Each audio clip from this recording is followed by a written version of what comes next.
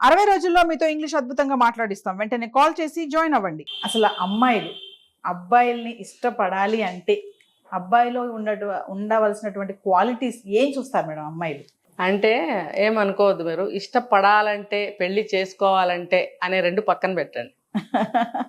అబ్బాయిలో అమ్మాయిలు చూసే క్వాలిటీస్, వాళ్ళు దేనికోసం వెతుక్కున్నా సరే ఏం క్వాలిటీస్ కావాలి, అది ఇప్పుడు సమస్య బయట. అది అబ్బాయిలకి కూడా పాపం అర్థం కావట్లేదు. ఓకే, అర్థమైంది. పాపం వాళ్ళు ఏం చేయాలి, అబ్బాయిలు ఏం చేయాలి? వాళ్ళకి కావాల్సినట్టు ఉండాలా, లేకపోతే ఉండద్దా, ఏం చేయాలి? ఎన్ని సమస్యలు బయట. ఇంకొకటి, అసలు అమ్మాయిలకి అబ్బాయిల్లో క్వాలిటీస్ మాత్రమే ఎందుకు నచ్చాలి? అట్ ద సేమ్ టైం అబ్బాయికి కూడా అమ్మాయిల క్వాలిటీస్ నచ్చాలి అనే ఇంగిత జ్ఞానం ప్రతి అమ్మాయికి ఉండాలి. నేను తప్పు పట్టట్లేదు. ఇప్పుడు నీ లైఫ్ బాగుండాలి అని నువ్వు కొన్ని రిక్వైర్మెంట్స్ పెట్టుకుంటావు, కానీ అది ఈ రోజుల్లో ఎలా తయారైంది? అది ఆ అబ్బాయిలకి జీవిత గండంగా తయారైంది. టార్చర్ వాళ్ళ పేరెంట్స్కి ఒక టార్చర్. వాళ్ళ పేరెంట్స్ ఒక ఇమాజినేషన్లో ఉంటారు. ఏంటంటే అబ్బాయి కూడా మన ఇంటికి వచ్చే అమ్మాయికి మనకు అనుకూలంగా ఉంటే బాగుండు. పాపం ఇంకేం అనుకోరులే. ఈ అనుకూలంగానే 5 అక్షరాలు మాత్రం ఖచ్చితంగా అనుకుంటారు. అనుకూలంగా అంటే అందులోకి అన్నీ వస్తాయి కూడా కదా, పోనీ కొన్ని రావద్దులే. అనుకూలంగా అంటే అనుకూలంగానే అని తీసుకోండి. అంటే కోరిక నార్మల్గానే ఉందా? ఇప్పుడు పాపం కట్నాలు కానీ లాంఛనాలు కానీ ఆశించటం లేదు, భయపడుతున్నారు. ఆ భయంతో ఆశ అనేది పోతుంది. ఏది ఇస్తే తీసుకుందాంలే, ఇవ్వపోయినా మనకు పర్వాలేదు, అమ్మాయి మంచిగుంటే చాలు. నాలాంటి వాళ్ళు ఏమంటారంటే, అమ్మాయి మంచిగుంటే చూసుకోండి, ఇవన్నీ వద్దండి బాబు, అదే పెద్ద ఆస్తి అని చెప్తాను నేనైతే. అయితే మరి ఈ అమ్మాయిల రిక్వైర్మెంట్స్ పెరిగిపోతున్నాయి. మరి అబ్బాయిలు ఎక్కడ ఉంటాయనేది వాళ్ళు తెలుసుకోవాలి, ఫస్ట్ పాయింట్. ఇంకా చెప్పాలంటే ఏం కోరుకుంటున్నారు అని అంటే, ఫస్ట్ ఆఫ్ ఆల్ డబ్బు. ఎంత సంపాదిస్తున్నాడు, ఒకవేళ ఇండియాలో అయినా సరే అబ్రాడ్లో అయినా సరే, అదే కంట్రీ అయినా కానీ ఎంత సంపాదిస్తున్నాడు. మరి నీకు ఆ వర్త్ ఉందో లేదో నువ్వు చూసుకుంటున్నావా? అంత సంపాదించే అబ్బాయి ఏ స్టేజ్లో ఉంటాడు? నువ్వు దానికి అర్హత ఉందా? నీకు ఆ క్యాలిబర్ నీకుందా? మరి నీకు నువ్వు ప్రశ్నించుకోవు. ముందు నీ గురించి నువ్వు ప్రశ్నించుకో. నేను ఇలా ఉంటాను, నా చదువు ఇది, నా ఉద్యోగం ఇది, నా జీతం ఇది, నా బుద్ధి ఇది, నా తెలివితేటలు ఇవి, నా కోరికలు ఇవి, నా ఫ్యామిలీ ఇది. ముందు నువ్వు నిర్ణయించుకో. నేను ఇలా ఉన్నాను కాబట్టి నాకు ఎలాంటి వాడు కావాలి అని నిర్ణయించుకో. కానీ ఆ అబ్బాయిలో నీకు కావాల్సిన ఎత్తుక్కోవడం ఏంటి కదా? ఓకే, నేను ఇంకో సెకండ్ ఫేజ్కి వస్తాను. మంచిగా ప్రేమగా చూసుకునే భర్త, సరిపడా డబ్బు ఉంటే బాగుండు అనుకో, అది కరెక్ట్ రిక్వైర్మెంటే. అంతేగాని నాకు మన్మధుడు కావాలి, 6 అడుగులు ఉండాలి, మళ్ళీ నేను బోల్ డబ్బు సంపాదించాలి, నేను చెప్పిన ప్రతి పని చేయాలి, నేను ఏదన్నా నా కోరిక ఉంది, ఫర్ ఎగ్జాంపుల్ ఈరోజు రింగు కొనుక్కోవాలి, వెంటనే కొన్ని డబ్బులతో కొనుక్కుంటావా? లేదు, మొగుడే కొనాలి. ఆ మొగుడు పాపం ఈ చెప్తారు చూడండి, నేను అనొచ్చలేదు, ఒక డాఫర్ అంటారు కదా, డాఫర్ లాగా ఉండాలని కోరుకుంటారు. అది ఎలా సాధ్యం? ఆ అబ్బాయి ఒక తల్లిదండ్రికి ఒక వ్యక్తిత్వంగా పుట్టిన ఒక జీవి. వాడికి ఎంత వ్యక్తిత్వం ఉంటుంది అబ్బాయికి? ఉంటుందా? ఎంత ఆత్మాభిమానం ఉంటుంది? అతనికి కూడా ఉంటాయి కొన్ని. అవన్నీ పక్కన పెట్టి నీకు అనుకూలంగా మాత్రమే ఉండాలని కోరుకుంటున్నావు. నేను చూస్తున్నానండి ఇవన్నీ, నేను ఎలిగేషన్స్ కావు ఇవి, నేను కళ్ళతో చూశాను కాబట్టి కొంచెం ఇరిటేట్ అవుతున్నాను. ఇవి అలాంటి అమ్మాయిలకి రీచ్ అవ్వాలి. తర్వాత తీసుకెళ్తుందా? మరి కొనాలి, అతనే కొనాలి. మరి నువ్వు ఇంటి దగ్గర అడిగావా, నాకు ఈ రింగు కొనుక్కోవాలన్నది, నీ దగ్గర డబ్బులు ఉన్నాయని అడుగు. దీనికన్నా ముందు ఎక్కువ డబ్బు ఉన్న అబ్బాయి కోరుకుంటుంది కదా. ఒకళ్ళు ఎక్కువ డబ్బున్న అబ్బాయిని చేసుకుంటే కనుక ఎనీ టైం ఎప్పుడు పడితే అప్పుడు పద కొందాం అనేస్తుంది. అంటే నువ్వు అందుకు డబ్బున్న అబ్బాయిని ఏరుకుంటున్నావా? ఆ అబ్బాయి అంత సంపాదిస్తుంది దీనికోసమేనా? అతనికి వేరే బాధ్యతలు ఉండొచ్చు, ఇంట్లో పెళ్ళిగాని చెల్లెలు ఉండొచ్చు, చదువు కావాల్సిన తమ్ముడు ఉండొచ్చు, హెల్త్ బాగోని పేరెంట్స్ ఉండొచ్చు, లేకపోతే వాళ్ళ ఆస్తులు ఏమన్నా అప్పుల్లో ఉండొచ్చు. మరి ఆ అబ్బాయి అవసరాలు ఏంటో కనుక్కోవా? సంపాదించిన మొత్తం నీకేనా? లేదు, మీ ఇద్దరు భవిష్యత్తు కోసం ఏమన్నా రెడీ చేసుకుంటున్నారా? ఒక ఇల్లు కొనుక్కుందామని ఆ డబ్బు దాస్తున్నారా? డబ్బు కావాలని అబ్బాయి కోరుకున్నప్పుడు నువ్వు ఆ డబ్బు దాద్దామని ఏమన్నా ప్లాన్ చేస్తున్నావా హస్బెండ్తో? నువ్వు కోరుకో, అంత డబ్బు కావాలన్న అబ్బాయి ఒక 5 లక్షలు సంపాదించాలి, నువ్వు వస్తాడు అబ్బాయి, ఆ డబ్బుని ఇద్దరం కలిసి దాద్దామని ఒక ప్లాన్ చేయి యాజ్ ఏ వైఫ్.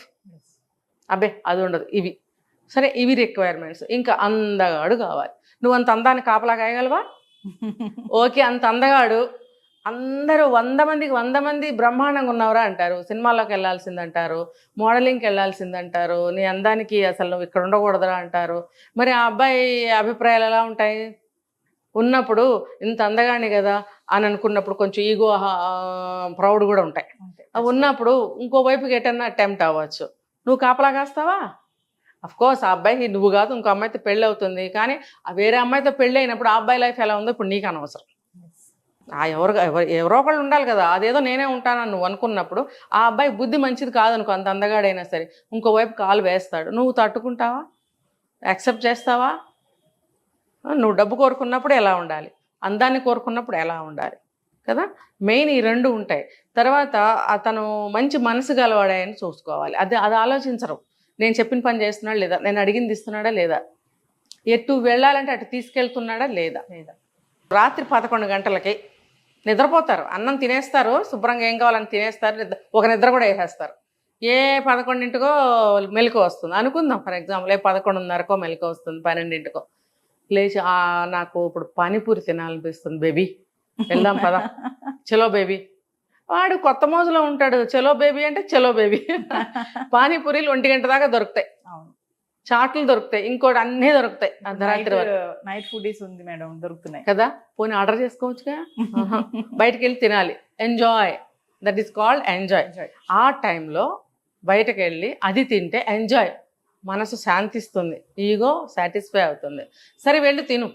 నువ్వు ఏ డ్రెస్లో ఉన్నావు అట్లానే వెళ్తున్నావు, వెళ్తుంటే నీ పరువు పోతుంది, అబ్బాయి పరువు పోతుంది కదా. అవునా? ఫలానా వాళ్ళ అబ్బాయి, ఫలానా ఎవరో ఫలానా ఆయన ఉంటారు, ఆయనకి ఎంతో పరువు ప్రతిష్టలు ఉండొచ్చు, ఆయన కొడుకు, నువ్వు ఆయన కోడలివి. సరే ఈ అమ్మాయి అందగదని ప్రేమతోనో ఏం చేయలేకో అబ్బాయి తీసుకెళ్తాడు. మగపిల్లలు అంత దూరం ఆలోచించరు. ఆలోచించాల్సింది ఆడపిల్లలే. ఇంటి పరువును కానీ, భర్త పరువు కానీ, తన పరువు కానీ ఆ అమ్మాయిలు ఎక్కువగా ఆలోచించగలిగే శక్తి ఉంటుంది. మగపిల్లలు అంత దూరం ఆలోచించరు. ఒకటే అనుకుంటారు, ఎవరైనా చూస్తే బాగోదేమో, ఇది మాత్రం ఖచ్చితంగా అనుకుంటారు అబ్బాయిలు. ఆ అమ్మాయిలు ఇవన్నీ ఆలోచించాలి, ఆ శక్తి ఉంటుంది, కానీ ఆలోచించరు. ఆ టైంలో నువ్వు ఇంత నిక్కర వేసుకొని చిన్నదేదో పైన వేసుకుంటావు, బేబీ అంటే బేబీ అనుకుని వెళ్ళిపోతారు, తింటారు. రోడ్డు మీద మిమ్మల్ని ఎంతమంది చూస్తున్నారు. ఏది నీకు అది సాటిస్ఫాక్షనా? నువ్వు పానీపూరి తినాలనుకుని వెళ్ళావా, వేరే దానికోసం వెళ్ళావా? మరి ఇవన్నిటికీ వాడు లొంగి ఉంటాడా లేదా అని టెస్ట్ చేసుకుంటారు. టెస్ట్ చేసుకుని అప్పుడు పెళ్లి చేసుకుంటారు, లేకపోతే తిరగాలంటే తిరుగుతారు. కొద్ది రోజులు తిరిగిన తర్వాత నచ్చకపోతే వదిలేస్తారు. అప్పుడు వాడి పరిస్థితి ఏంటి, అది నీ పరిస్థితి ఏంటి? ఈ లోపల 2-3 ప్రెగ్నెన్సీలు వస్తాయి, అబార్షన్స్ వచ్చేసుకుంటున్నారు. ఇవే జరుగుతున్నాయి లేచిన దగ్గర నుంచి. మరి ఆ అబ్బాయిలో మీరు అన్ని క్వాలిటీస్ చూసుకుని మీరు ఎంతవరకు కరెక్ట్గా ఉంటున్నారు? కాబట్టి అబ్బాయిలు కూడా చాలా జాగ్రత్తగా ఉండండి.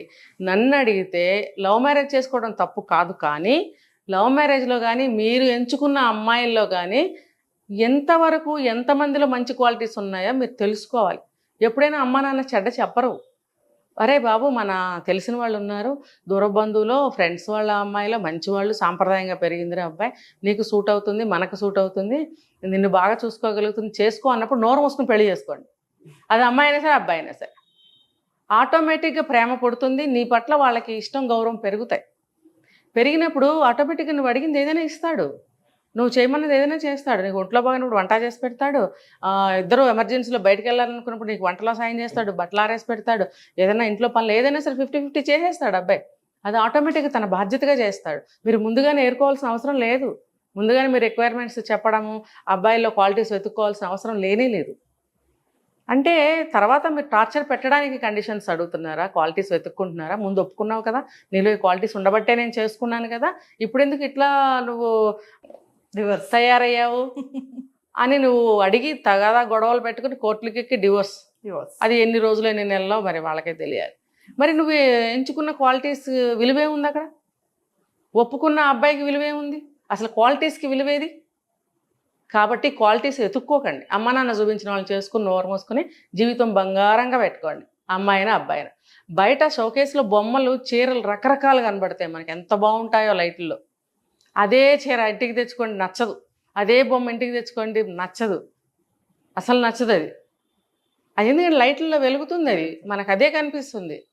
కానీ లోపల పెట్టి చక్కగా దుమ్ము పడకుండా జాగ్రత్తగా దాచిపెట్టిన వస్తువా ఎంత విలువ కలదో, ఎంత ఫ్రెష్గా ఉంటుందో, అది ఎటువంటి దానికి మరకలు ఏమీ లేకుండా చక్కగా దాచిపెట్టుకున్న వస్తువు బాగుంటుంది.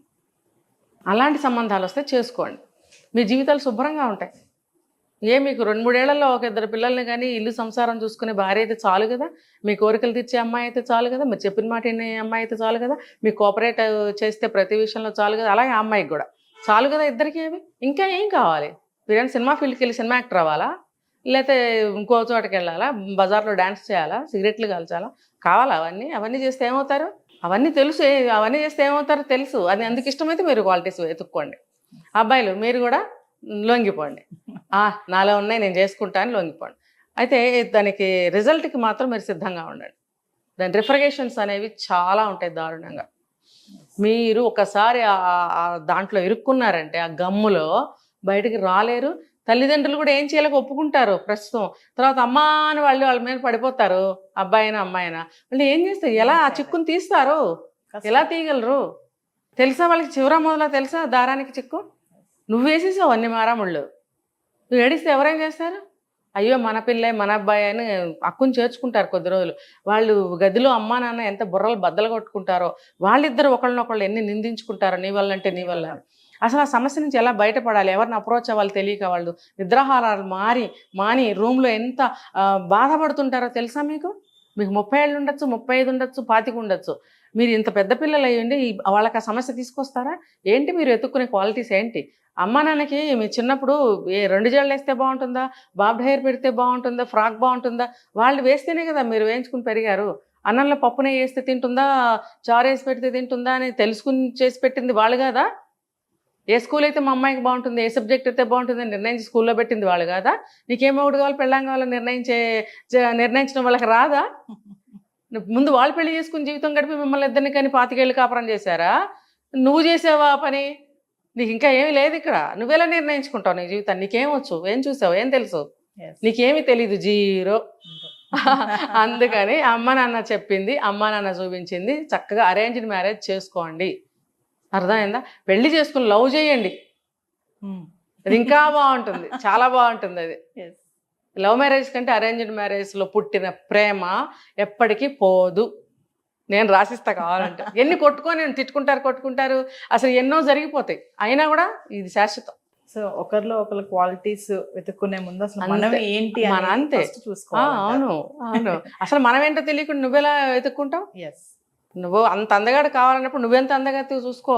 లేకపోతే ఇంకో అమ్మాయి దగ్గరికి వెళ్తాడు, నువ్వు తట్టుకుంటావా, ఎదుర్కోగలవా, పోనీ ఆ సమస్యను పరిష్కరించుకోగలవా? నీకు ఆ క్యాపబిలిటీ ఉంటే go head. Thank you. Suman టీవీలో మీ పర్సనల్ అండ్ బిజినెస్ ప్రమోషన్స్ కోసం కింది నెంబర్కి కాంటాక్ట్ చేయండి.